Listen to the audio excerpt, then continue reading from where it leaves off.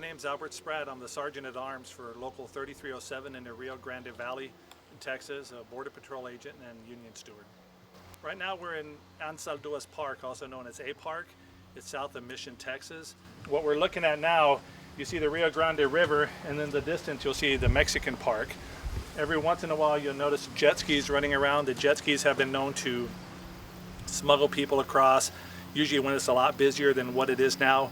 But this is near one of the most highly trafficked areas for people crossing illegally into the United States. Certain traffic will cross at certain times in different areas. What we've noticed a lot is during the daylight, in the further reaches where maybe they don't see agents, they'll try to cross people. But the alien traffic, talking or dealing with unaccompanied juvies or dealing with family units, those people will usually cross now at nighttime because I guess the smugglers don't want to get too hot, and it's easier for them to cross a whole bunch of people and send them north. Right now there's basically two types of traffic.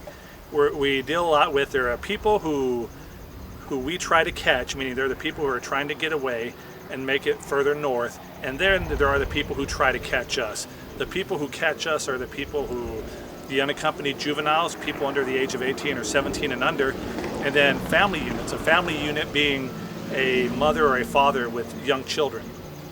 And that's where we've seen the biggest increase in family units and in unaccompanied juveniles.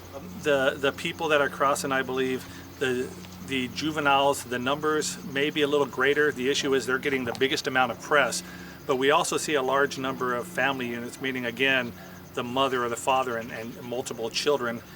They're just not getting as much press. The single males or the single adult females, male or female, if you're an adult, you're going to be detained, and as far as we know, they're still putting them through the deportation proceedings. So those people are part of what we call the traffic that tries to get away.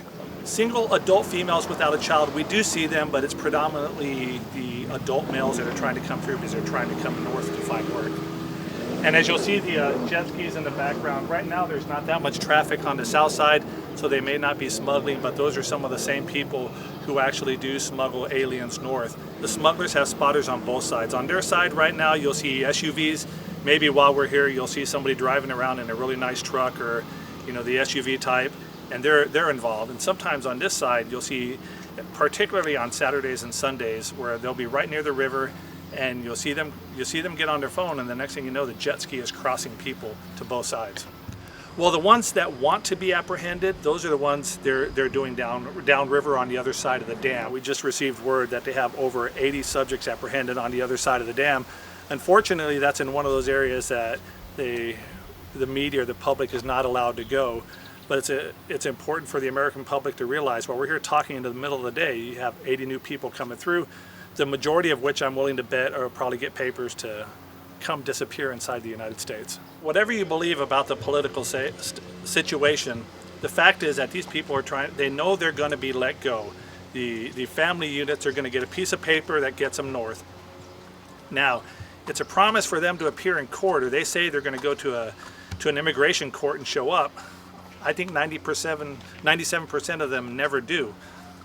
The issue with us is that paper gives them permission to go north, and once they go north, they disappear. So basically, it's not a promise to appear in court, it's a promise to disappear, because as soon as they make it north of the checkpoints, they're gone. A majority of the Border Patrol agents believe that this is a preventable human tragedy. They believe that this situation's been caused because our immigration laws are not being enforced. These people are being pulled into this country.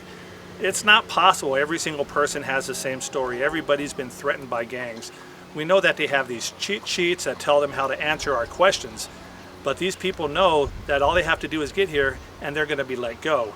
And Washington knows that, and I believe had they enforced those laws, or if they were to deport some of those people, then the traffic would stop. Actually, in 2006, they had the Brazilian crisis where a bunch of people from Brazil were coming. The day they decided to deport the first people, they held them for processing. Within hours, that flow of traffic stopped. So the fact is, we know it can be stopped because it's been done before. I think in order for this influx to stop, what's going to have to happen is they're going to need to start deporting people. What they can do at a minimum, they can deport the family units. If you have an adult and children, then those people can be deported because you have a parent. The unaccompanied juvies are more difficult, but that can also be stopped. One of the biggest concerns that we have in the Rio Grande Valley is that agents are spending so much time processing and catching aliens. We need many more people out there in the field. Agents are spending time taking care of kids, and that really should be somebody else's job. The Border Patrol is effective at what we do. We catch the people, we're getting them, but we need the resources to transport. We need the resources in order to send these people somewhere else. If you do that, you're going to increase our manpower exponentially. There is an issue with narcotics getting away or other traffic getting away because our narcotics numbers have gone down. We know they're still getting through. It's just there's not enough people out there to catch it. I know there's been recent testimony from Border Patrol management that our numbers were adequate, we are adequately staffed. I believe the agents in the valley, a majority of them, myself included as a union steward, believe that we need more manpower. We're getting detailers from other stations, and it's important. If Washington or HHS were to do their jobs a little more effectively and get us manpower and deport these people, then we would be able to put our people into the field in order to do what they really should be doing all along. One of the big things that concerns us as a union, we're Border Patrol agents, but we're also American citizens and we have families. We're concerned about the health effects of all these aliens coming through and being let go. Days ago, Lackland Air Force Base reported a confirmed case of H1N1 or swine flu. That person made it north, or that kid made it north with swine flu. What are we not getting? The union down here, and I believe at the national level, the National Border Patrol Council has been concerned, and it's the effects of these people going north without being thoroughly reviewed or without maybe every single one of them getting a thorough checkup. Border Patrol morale it's gone down a little bit. Guys see the job, and some people you wonder, hey, why are we doing this? But in the end, Border Patrol agents are going to do their job. They're going to be effective. It's just agents want to see more from Washington. They want to see the people bringing us transportation. They want to see deportations and maintenance of people. So right now, I think agents are doing their job. They just want to see more commitment from Washington. American citizens, people need to be aware that what happens down here in the valley is affecting them. McAllen's a good, safe place to live, but with all these people coming north, I'd be worried about the sicknesses. The American public needs to get more involved. We're doing the job.